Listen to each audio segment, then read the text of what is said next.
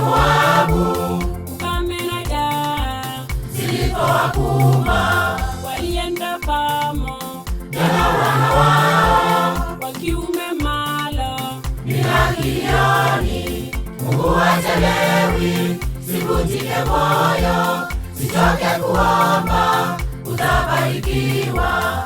Ruthu alimwambia mkwe Naomi, Mungu wako hata kuwa Mungu wangu. Mungu hachelewi, sivunjike moyo, sichoke kuomba, utabarikiwa.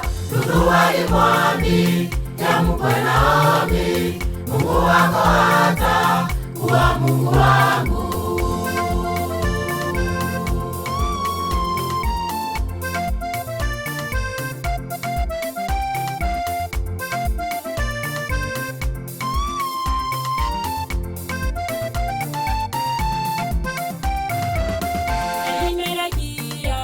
Kambi ya Moabu, Naomi akaba ikiwa mjane, nao wanawewa kawa mabinti Orpa na Ruthu wa huko Moabu. hata kabla Hawajapata watoto, hao vijana Naomi wakafa.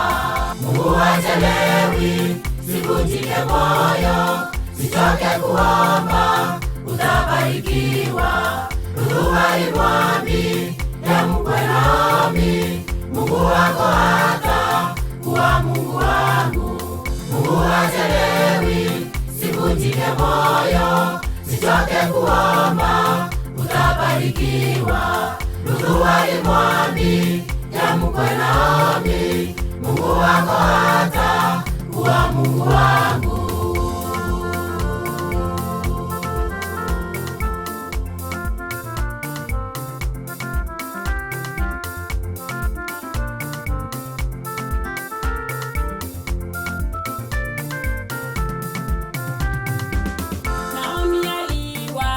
Lilia wanawe pamoja na Elimeleki mumewe, akawaitao Orpa na Ruthu awape ruhusa warudi makwao.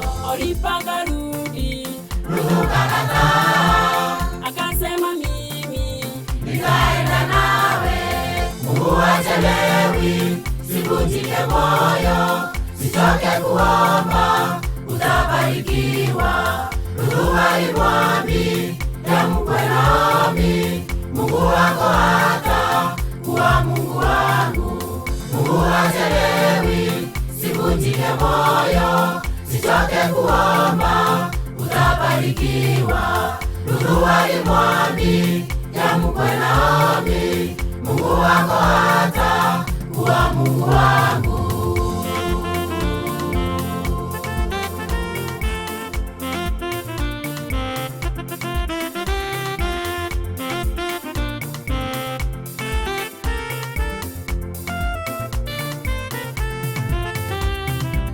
pamoja wakae Na Bethlehemu, Ruthu akawaha kienda shambani, uko wakajua naye Boazu akawa wakisa jitake Daudi, Naomi liwa na furaha.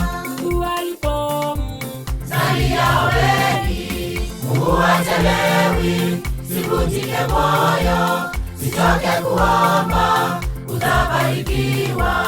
Ruthu alimwambia mkwe Naomi, Mungu wako hata kuwa Mungu wangu. Mungu hachelewi, sivunjike moyo, sichoke kuomba, utabarikiwa.